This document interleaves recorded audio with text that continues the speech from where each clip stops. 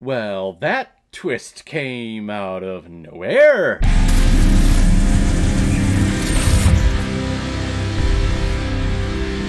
The World's End, released in 2013 and is directed by Edgar Wright, who is also behind such films like Scott Pilgrim vs. the World, Baby Driver, Last Night in Soho, and the other two parts of the CORNETTO trilogy, Shaun of the Dead and Hot Fuzz. And this film is starring Simon Pegg, Nick Frost, Paddy Considine, Martin Freeman, Eddie Marsan, Rosamund Pike, and Pierce Brosnan. And the reason why we're talking about The World's End today is because it was a PayPal recommendation and donation from one of my longtime contributors and supporters on this channel. I get a smile on my face whenever I see a recommendation come from her. Name the stars. Thank you very much for your contribution and your donation. In recommending this movie, you recommended Shaun of the Dead. I believe I covered Hot Fuzz many years ago, right when I started out this channel. But you wanted me to complete the CORNETTO trilogy this year, so that's what I'm doing. I do remember watching this movie once before and thinking that it was just really weird and strange. It didn't feel like it belonged in this CORNETTO trilogy, I guess, is what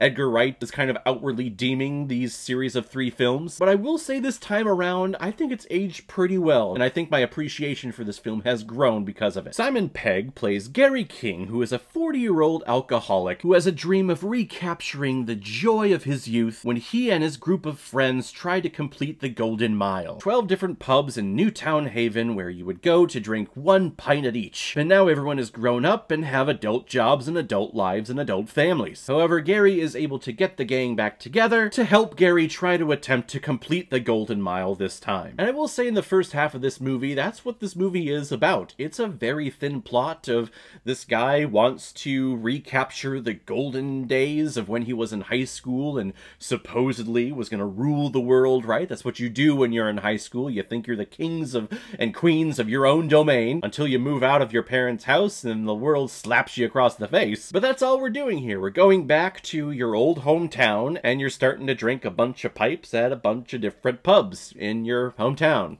And that's really it. Gary King is definitely an asshole here. An immature asshole. Like, he means very well. Like, he truly loves these guys. He loves his friends, even though they grew apart after many years. But then something happens in the middle of Act 2 that I'm not going to spoil for you. I mean, it's been almost 10 years since this film was released, but for those of you that haven't seen this, I don't think a lot of people have, I'm not going to spoil what happens in here, because it's a pretty interesting twist, and if you're not expecting it, it'll catch you off guard. And at that point, you come to a fork in the road, and you make the decision like, okay, am I all in here, or is this just too freaking weird and I am done? If you are done, I totally understand. I watched this movie with my wife. She had never seen this movie before, and she was kind of shaking her head like, what the fuck is going on here? She did, though, end up enjoying the movie, just saying like, oh, that was a weird, strange, simple, kind of nice little film. And that really is the best description for this movie. It's really strange, it's really weird,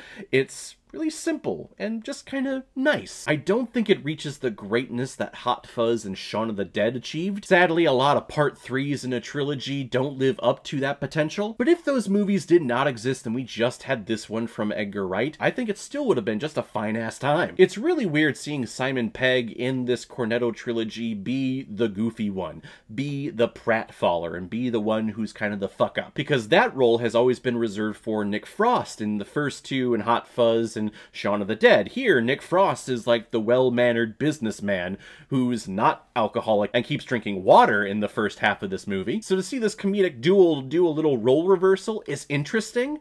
I don't think I completely buy it. Pegg, I think, really does better in the Abbott role, if this is Abbott and Costello, and Nick Frost is definitely the Costello in the group. But again, it's still very interesting to see them swap places. I'm sure it was fun for them as actors to be able to do so. But unlike Hot Fuzz and Shaun of the Dead, I think we have a lot more supporting characters here that have more story arcs than what we get in those other 2. We're really just focused on Simon Pegg and Nick Frost in those movies. Here, we're actually focusing on a group of 5 to 6 different people. Paddy Considine probably has the most to do with his character, but Martin Freeman and Eddie Marsan still have plenty and have great little moments in this film. Rosamund Pike is, I mean, she's kind of hit or miss here. Really just in her career, for me, she's always been hit or miss. Sometimes I think she is absolutely stellar. Other times I'm like, you're the girl from James Bond.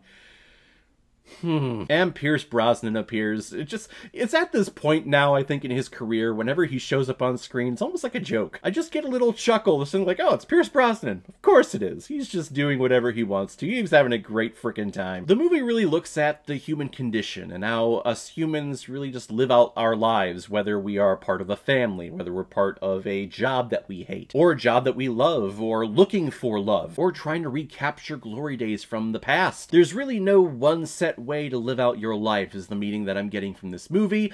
Not going into too many spoilers there, but we are looking a lot at humanity as a species, and if they are worthy of existing on this planet and in this universe. And the first time I watched this movie, the climax, what we were building to, I wasn't really getting it, and I wasn't really thinking it was fitting for this movie.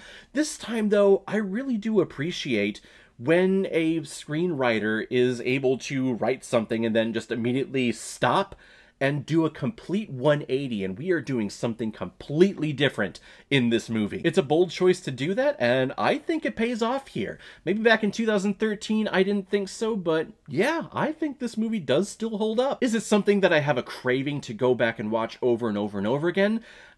No, not really. Definitely not as much as Hot Fuzz and Shaun of the Dead. I think this movie, though, is still a really fun time. I'm gonna give The World's End 3.5 out of 5 Blu-rays. I am above average. So guys, if you've seen The World's End, what did you think about it? What is your ranking of the Cornetto trilogy? Whatever you thought, comment below, let me know what you thought about it. And as always, if you like what you see here, if you like my take on movies, then hit the subscribe button to make sure you hit that bell. See you all the next time I release next movie review. So guys, I will see you next time on the channel, but in the meantime, be well, be good to each other, and go watch a movie. Take care, guys.